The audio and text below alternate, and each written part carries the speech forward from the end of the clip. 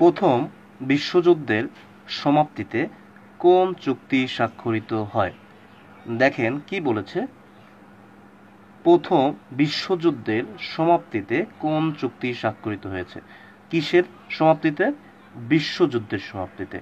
এবারে খেয়াল করেন যে এই প্রশ্নটির বিশ্বযুদ্ধের প্রথম বানানটি ব আছে এবং আমরা বাংলাতে দুটি ভ পাই, একটি হলো ব আর একটি হলো ভ। আমরা এটাকে মাথা ফোলা ব বলে থাকি সাধারণত।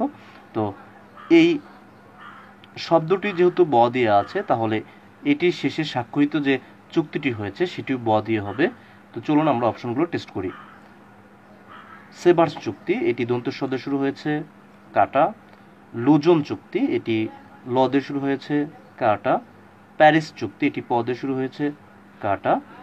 ভার্সাই চুক্তি, দেখেন ব দিয়ে শুরু হয়েছে, বিশ্বযুদ্ধের ব এবং ভার্সাই চুক্তির ব, তার মানে এটি মিলে গেছে, তাহলে অ্যান্সার হলো ঘ, ভার্সাই চুক্তি। প্রথম বিশ্বযুদ্ধের সমাপ্তিতে কোন চুক্তি স্বাক্ষরিত হয়? ভার্সাই চুক্তি স্বাক্ষরিত হয়। আশা করি বুঝতে পেরেছেন।